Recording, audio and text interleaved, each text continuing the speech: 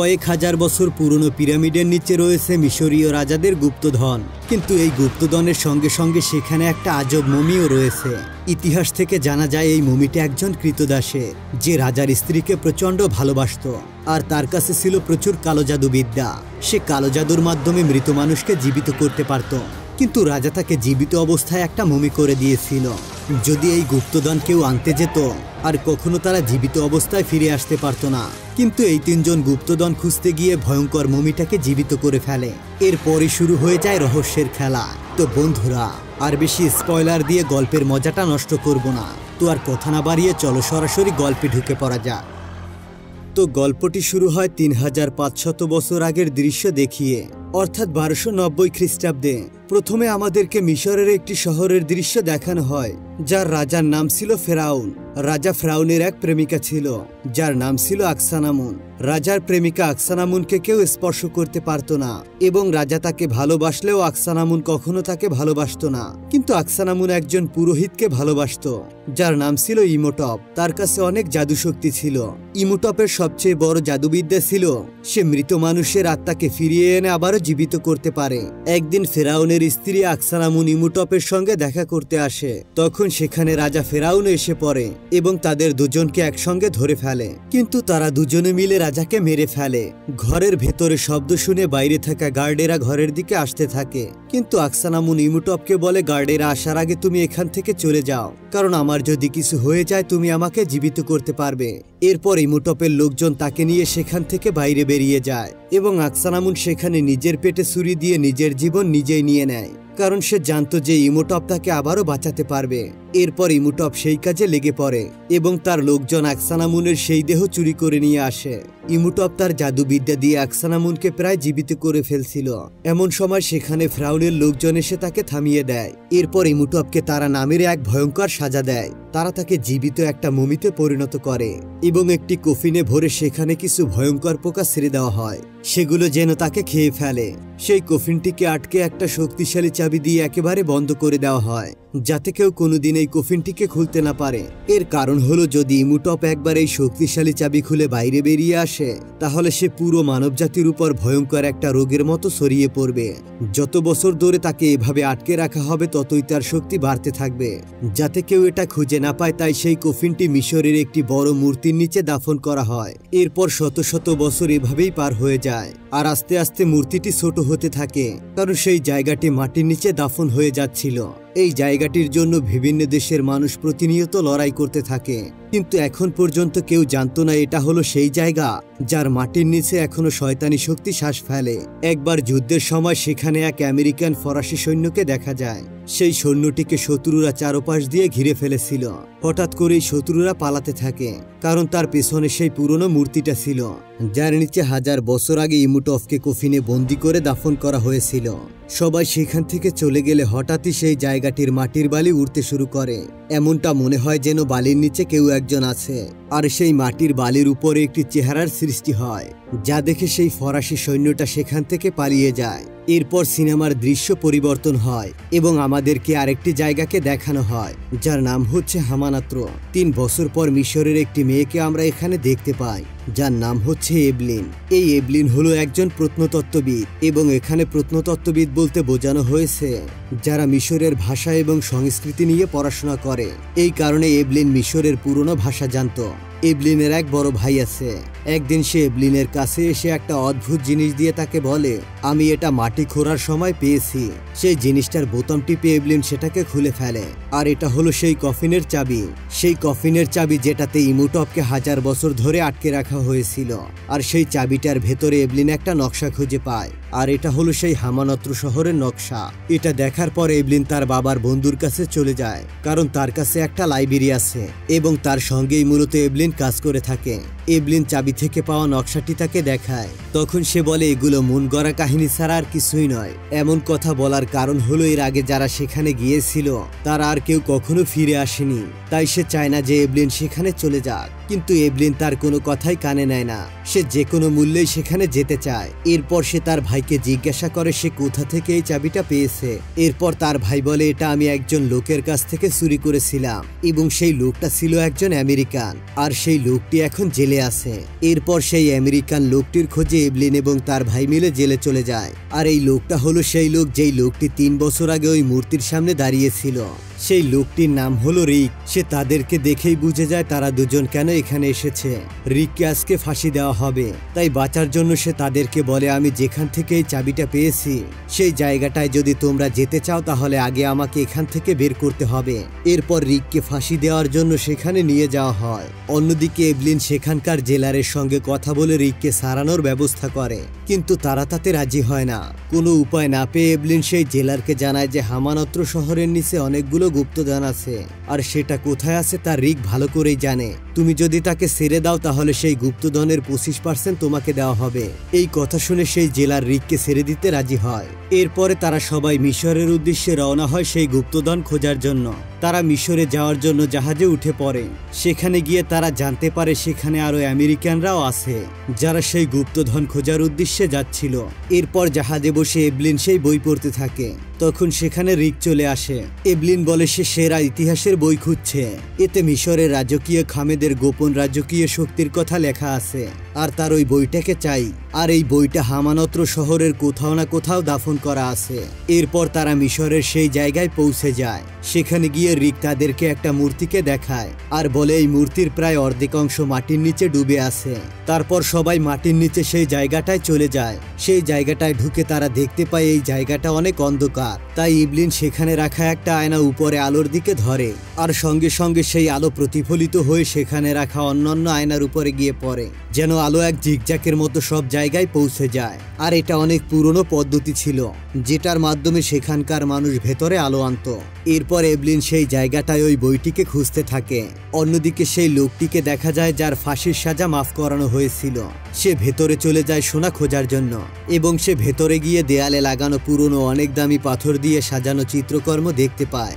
সেই পাথর তুলে যখনই সে নিজের ব্যাগে রাখতে যাবে এমন সময় সেটা তার হাত ফসকে নিচে পড়ে যায় এবং সেই পাথর ভাঙতেই একটা আজব পোকা বের হয়ে আসে। সেই পোকাটা সেই লোকটার পায়ের ভেতরে ঢুকে যায় এবং সোজা তার শরীরে চলতে শুরু করে। এতে লোকটি প্রচুর কষ্ট পাচ্ছিল। সে কষ্টে পাগলের মতো দৌড়াতে থাকে, আর দৌড়াতে দৌড়াতে তার একটি পিলারের সঙ্গে ধাক্কা লাগে এবং সেই লোকটি সেখানেই মারা যায়। এভলিন তার ভাই ও রিক এটা দেখতে পেয়ে পুরোপুরি অবাক হয়ে যায় এবং তারা ভাবতে থাকে সে কেন এভাবে দৌড়াচ্ছিল। এরপরে রাত হয়ে যায়, তাই তারা সেখান থেকে বেরিয়ে উঠে আসে, আর সেখানে সোনা খুঁজতে আসা সেই লোকটিও চলে আসে যাকে তারা জাহাজে দেখেছিল। আর তাদের মধ্যে চুক্তি হয়েছিল সোনা পেলে তাদের মধ্যে সমান সমান ভাগ করে নেওয়া হবে। এর কিছুক্ষণ পরেই সেখানে কিছু লোক চলে আসে এবং তাদের উপর প্রচণ্ড হামলা চালায় যারা মূলত কালো কাপড় পরা ছিল। তাদের দুই গ্রুপের মধ্যে প্রচণ্ড লড়াই শুরু হয় এবং এই লোকজনগুলো হলো রাজা ফেরাউনের বংশধর, যারা এত বছর ধরে এই জায়গাটিকে সবার কাছ থেকে রক্ষা করে এসেছে, আর এখনো তারা এটাকে রক্ষার জন্য কাজ করে যাচ্ছে। কারণ তারা সবাই জানতো একবার যদি ইমোটপ এখান থেকে বের হয়ে যায় তাহলে সে পুরো মিশরকে ধ্বংস করে ফেলবে। ওই জায়গাটার রক্ষাকর্তার নেতার নাম হলো বেও।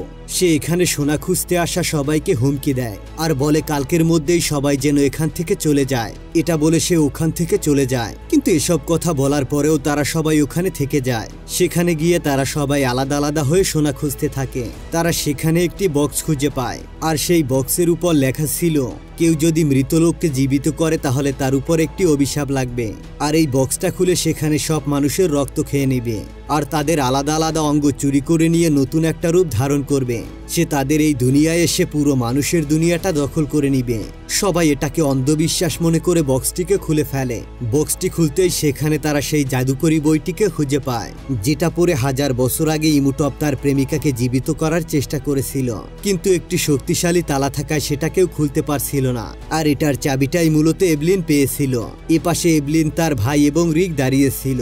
এক সময় হঠাৎ করে তাদের উপর থেকে সেই কফিনটি তাদের সামনে পড়ে, আর এটা সেই কফিন যার ভেতরে ইমোটপকে জীবিত অবস্থায় দাফন করা হয়েছিল। আর সেই কফিনটির চাবি এভলিনের ভাইয়ের কাছে থাকায় সে কফিনটিকে খুলে ফেলে, যার ভেতর থেকে ইমুটবের পচা লাশ বের হয়। কিন্তু অবাক করা বিষয় হলো এত বছর ধরে এই দেহটি এখনো পুরোপুরি পচে যায়নি। এভলিন জীবনে অনেক মমি দেখলেও সে এমন মমি আর কখনোই দেখেনি। রাত হলে সবাই উপরে চলে আসে আর ঘুমিয়ে পড়ে। সেই সময় এভলিন সেই জাদুকরি বইটির কাছে যায়। বই নিয়ে এভলিন রিককে বলে, আমি যে বইটিকে খুঁজছি সেটা সোনার বই, কিন্তু এটা তো হলো কালো জাদুর বই। এরপরে এভলিনের কাছে থাকা সেই চাবিটা দিয়ে বইটিকে খুলে ফেলে আর সেই বইতে লেখাগুলো পড়তে শুরু করে, যাতে লেখা ছিল অনেক বছর আগে থেকেই সে ঘুমিয়ে আছে, জেগে যাও জেগে যাও। এই লাইনটি বলার সঙ্গে সঙ্গে ইমুটবের সেই মমিটি জেগে ওঠে, কারণ ইমুটব আত্মার দুনিয়া থেকে চলে আসে আর তার সঙ্গে সঙ্গে তাদের উপর সেই অদ্ভুত পোকাগুলোও হামলা করে। এই পোকার হাত থেকে পালাতে গিয়ে এভলিন, তার ভাই এবং রিক একে অপরের থেকে আলাদা হয়ে যায়। আর এভলিন পালাতে গিয়ে একটা গোপন দরজার ভেতর দিয়ে নিচে পড়ে যায় আর সেখানে এসে সেই ইমুটপের জীবিত মমিটি দেখতে পায়। আর তারা যে বক্সটিকে খুলেছিল সেটা ওই জায়গায় থেকে যায়। আসল বিষয় হলো যে বক্সটিকে খুলবে তাদের কিছু অঙ্গ নিয়ে সে নতুন রূপ ধারণ করবে। এই লেখা অনুযায়ী ইমুটপ ওই লোকটার চোখ তুলে নেয়। এরপর সে এভলিনের দিকে আসলে সেখানে রিক চলে আসে আর মমিটিকে গুলি করে সেখান থেকে পালিয়ে যায়। সেখানে তখন ফেরাউনের বংশধররাও চলে আসে, যারা সবাইকে এর আগে সাবধান করে গিয়েছিল। তাদের নেতা বলে, আমরা 3000 বছর ধরে এই মমিটিকে পাহারা দিচ্ছি, এখন কেউ এই মমির হাত থেকে বাঁচতে পারবে না। সে আরো বলে, এখন সবাই মারা যাবে। সেটা শুনে সবাই সেখান থেকে ফিরে আসে আর রিকও সেখান থেকে ফিরে যেতে চায়, কিন্তু এভলিন তাকে বাধা দেয়। এভলিন বলে তাদের জন্য মমিটা বেরিয়ে এসেছে, তাদেরকে ওটাকে যে করেই হোক আটকাতে হবে। এদিকে মিশরের সবকিছুই বদলাতে শুরু করে। আকাশ থেকে আগুনের ভয়ঙ্কর সব গোলা পড়তে থাকে। যার চোখটিকে মমিটি নিয়েছিল তাকে সে কঙ্কালে পরিণত করে ফেলে এবং তার অঙ্গগুলো নিয়ে সেই মমিটা মানুষে পরিণত হতে শুরু করে। এভলিন এবং রিক সেখানে এসে তাকে দেখতে পায় আর এরপর রিক তার উপর গুলি চালায়। হঠাৎ করেই সেখানে একটা বিড়াল চলে আসে, যেটাকে দেখতে পেয়ে মমিটা ভয় পেয়ে সেখান থেকে চলে যায়। তারা কিছুই বুঝে উঠতে পারছিল না। তারা ভাবছিল মমিটা কেন বিড়াল দেখে পালিয়ে গেল। এটা জানার জন্যই তারপর তারা সেই রক্ষকের কাছে যায়, যারা মূলত ওই জায়গাটিকে রক্ষা করে এসেছিল। তারা বলে বিড়াল অন্ধকার জগতের দেখভাল করে, যার জন্য ইমুটব ভয় পেয়ে সেখান থেকে পালিয়ে গেছে। কিন্তু সে একবার পুরো শরীর পেয়ে গেলে বিড়ালকেও ভয় পাওয়া বন্ধ করে দিবে আর পুরো শরীর পাওয়ার জন্য সেই 4 জনকে ইমুটব মেরে ফেলবে, যারা মূলত ওই কালো জাদুর বক্সটিকে খুলেছিল। আর তার ভেতরে থাকা কালো জাদুর বইটা পড়ার ফলে সে বাইরে বের হয়েছে। ইমুটব এখন পর্যন্ত একজনকে মেরে ফেলেছে, কিন্তু এখনো বাকি 3 জন আছে। এভলিন বলে ইমুটব যখন তাকে প্রথম দেখতে পায় তখন সে তাকে আকসানামুন বলে ডাকে। সে কেন এমনটা বলেছিল? রক্ষক তাদেরকে বলে 1000 বছর আগে আকসানামুন রাজার প্রেমিকা ছিল, কিন্তু ইমুটপের সঙ্গে তার একটা অবৈধ সম্পর্ক ছিল। এটা জানতে পারলে তারা রাজা ফেরাউনকে মেরে ফেলে আর এই কারণেই ইমুটবকে জীবিত মমিতে পরিণত করে দাফন করা হয়েছিল। ইমুটব তার প্রেমিকা আকসানামুনকে আবারও জীবিত করতে চায় আর যে কারণে সে তোমাকে মারতে চায়। আর বেঁচে যাওয়া বাকি 3 জনকে মেরে ইমুটব নিজের বডি ফিরে পাবে। সেই 3 জনের মধ্যে 2 জন এভলিনের সঙ্গে আছে, কিন্তু আরেকজন তোমাদের সঙ্গে নেই, যে কিনা একজন ইতিহাসবিদ। সে ওই কালো জাদুর বইটাকে নিয়ে এসেছিল। এটা সেই বই যেটা পড়ার পর ইমুটব জেগে উঠেছে এবং ওই বইটার মাধ্যমে সে আবারও তার প্রেমিকাকে বাঁচাতে চায়। রিক সবাইকে নিয়ে সেই ইতিহাসবিদের কাছে যায়, কিন্তু ততক্ষণে অনেক দেরি হয়ে গিয়েছে। এর মধ্যে ইমুটব তাকে মেরে ফেলেছে আর তার শরীরের অঙ্গ নিয়ে নিয়েছে। তার থেকে সে ওই কালো জাদুর বইটিকেও নিয়ে নেয় আর সেই লোকটার কাছে থাকা একটা বোতলও সে নিয়ে নেয়, যার ভেতরে মূলত আকসানামুনের অঙ্গ আছে। আর এমনকি এরকম অনেকগুলো বোতলকে ইমুটবকে খুঁজে বের করতে হবে। রিক ও তার সাথীরা দেখতে পায় ইমুটপের শরীরের অনেক অঙ্গই পূর্ণ হয়ে গিয়েছে। ইমুটব পেছন থেকে রিককে দেখে নেয় এবং নিজের মুখ থেকে অসংখ্য মহামারী পোকা চারিদিকে ছেড়ে দেয়। সেখান থেকে বেরিয়ে ইমুটব তার 3 নম্বর শিকারের কাছে চলে যায়। সেখানে গিয়ে ওই লোকটাকে ইমুটব মেরে ফেলে আর তার প্রেমিকার অঙ্গের আর একটা বোতল পায়। তার পাশের রুমে এভলিন আছে, তাই ইমুটব বালি হয়ে সেই রুমের মধ্যে ঢুকে যায়। ইমুটব এভলিনকে সঙ্গে করে যখনই নিয়ে যাবে এমন সময় রিক এবং এভলিনের ভাই সেখানে এসে পড়ে। তারা ইমুটবের সামনে একটা বিড়াল ধরে, যার কারণে কোনো উপায় না পেয়ে ইমুটব সেখান থেকে পালিয়ে যায়। এখন তারা এটাও বুঝতে পারে কালো জাদুর বই দিয়ে যেমন তাকে জীবিত করা যায়, তেমন কি ভালো বই যার নাম এমনরা সেটা দিয়ে তাকে মারাও যাবে। তবে ভালো বইটা এখন কোথায় আছে? এরপর এভলিন সেখানকার একটি পাথর ধরে এবং জানতে পারে কালো জাদুর বইটা যেমন একটা মূর্তির নিচে পাওয়া গিয়েছে, তেমনি ভালো জাদুর বইটা একটা মূর্তির নিচেই আছে। কিন্তু সেখানে যাওয়ার সময় তারা দেখতে পায় ইমুটপ ফিরে এসেছে এবং মিশরের সবাই এখন তার গোলাম, কেউ তাকে হারাতে পারবে না।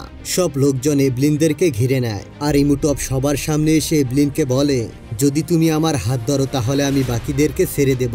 এভলিন কোনো উপায় না পেয়ে এই কথায় রাজি হয়ে যায়, কিন্তু ইমুটপ তার কথা রাখে না। সে তার লোকদেরকে সবাইকেই মেরে ফেলতে বলে। তবে কোনো রকমের সেখান থেকে পালিয়ে আবারও সেই জায়গাটিতে চলে আসে। সে তন্ন তন্ন করে বইটিকে চারদিকে খুঁজতে থাকে। খুঁজতে খুঁজতে সে সেই জায়গায় চলে আসে যেখানে সেই বইটি মূর্তির নিচে রাখা ছিল। আর এখানে মিশরের সব পুরনো ধন সম্পদ লুকানো আছে, যা সেখানকার মানুষ এত বছর ধরে খুঁজে বেড়াচ্ছিল। এই পাশে ইমুটপ তার প্রেমিকা আকসানামুনকে জীবিত করার চেষ্টা চালিয়ে যাচ্ছে। ইমুটপ জানতে পেরে যায় যে রিগ সেখানে পৌঁছে গিয়েছে, তাই সে একটা পিলারের মূর্তিকে জীবিত করে এবং সেই গুপ্তধনের জায়গায় পাঠিয়ে দেয়। সেখানে গিয়ে সে রিগদের উপর হামলা করতে শুরু করে। তবে কোনো মতে রিগ সেই মূর্তিটার কাছে চলে যায় আর মূর্তির কাছ থেকে সেই ভালো বইটাকে খুঁজে পায়। এদিকে ইমুটপ তার প্রেমিকা আকসানামুনকে জীবিত করে ফেলে। তবে পুনরায় তার দেহ ফিরে পেতে হলে এভলিনকে বলি দিতে হবে। এভলিনকে যখনই তারা মারতে যাবে তখনই সেখানে এভলিনের ভাই চলে আসে এবং তার সাথে সেই ভালো বইটিকে দেখা যায়। ওই বইটার চাবি একমাত্র ইমুটপের কাছে আছে। সেই বইটার ওপর কিছু লেখা পড়তেই সেখানে কিছু সৈন্য জীবিত হয়ে চলে আসে, যেটা দেখে এভলিন বলে, ওই লাইনগুলোকে তুমি বারবার পড়ো যাতে সবাই তোমার কথা শুনে। এরপর রিক এভলিনকে বাঁচিয়ে নেয়। কিন্তু অপরদিকে আকসানামুনের মমিও জেগে উঠেছে আর সেই মমি এভলিনকে মারার চেষ্টা করে। যে সৈন্যগুলোকে এভলিনের ভাই জাগিয়েছে সেগুলো রিককে আক্রমণ করে, কিন্তু এভলিনের ভাই যখন সব লাইন পড়ে নেয় তখন তারা সবাই থেমে যায়। আর এবার সে সৈন্যদেরকে আদেশ করে আকসানামুনকে মেরে ফেলতে। এবার সেই সৈন্যগুলো আকসানামুনকে মেরে ফেলে। এটা দেখতে পেয়ে ইমুটপ প্রচুর রেগে যায়। এভলিনের ভাইয়ের কাছে গিয়ে ইমুটপ তার গলা ধরে উপরে তুলে ফেলে। সেই মুহূর্তে এভলিন ইমুটপের উপর আক্রমণ করে দেয়। আর এই ফাঁকে এভলিনের ভাই সেই চাবিটাকে ইমুটপের কাছ থেকে চুরি করে নেয়। চাবিটাকে নিয়ে সে এভলিনের কাছে যায়। এরপর এভলিন সেই বইটাকে খুলে ফেলে। অন্যদিকে ইমুটপ প্রায় মেরে ফেলছিল আর তখনই এভলিন ভালো বইটা পড়তে শুরু করে আর সে বলতে শুরু করে, কাল তাকে মারো আর এখান থেকে নিয়ে যাও। এটা বলার সঙ্গে সঙ্গে একটা সাদা রথ এসে তার সমস্ত শক্তি নিয়ে যায়। এতে করে ইমুটপের শরীর এক সাধারণ মানুষের মতো হয়ে যায়। ইমুটপ রিকের দিকে এগিয়ে আসলে রিক তার পেটে একটা ছুরি ঢুকিয়ে দেয় আর দেখা যায় ইমুটপ বলে, আমি এখন মুক্ত হয়ে গিয়েছি, কারণ এতদিন তার শরীর জীবন আর মৃত্যুর মাঝখানে ঝুলেছিল আর এবার সে মুক্ত হয়ে গিয়েছে। তার মৃত্যুতে সেখানকার সব দরজা বন্ধ হতে থাকে আর তারা তিনজন সেখান থেকে বেরিয়ে আসে। তারা ওখান থেকে বেরিয়ে আসার পর সেই জায়গাটি পুরোপুরি মাটির ভেতরে তলিয়ে যায়। এটা দেখার পর মিশরের রাজা এবং সেই রক্ষাকর্তাদের নেতা সেখানে চলে আসে এবং সেই জায়গাটিকে পুরোপুরি ধ্বংস করে দেওয়ার জন্য তাদের সবাইকেই ধন্যবাদ জানায়। তারা তিনজন সেখানে রাখা উটের উপর চড়ে সেখান থেকে রওনা হয় আর যাবার সময় সেই উটগুলোর পিঠের পিছনে করে গুপ্তধন নিয়ে যায়। আর এখানেই এই অসাধারণ সিনেমার সমাপ্তি হয়। তো বন্ধুরা, তোমাদের কাছে কেমন লাগলো এই মিশরীয় গল্পটি তা অবশ্যই কমেন্ট করে জানাতে পারো। এটার আরো অনেকগুলো পার্ট আছে, তোমরা যদি সেগুলোকেও দেখতে চাও তাহলে কমেন্ট করে জানাও। আমি পরবর্তীতে সেগুলো নিয়ে হাজির হব। তো দেখা হবে পরবর্তী ভিডিওতে। ততক্ষণ পর্যন্ত ভালো থেকো, সুস্থ থেকো। আল্লাহ হাফেজ।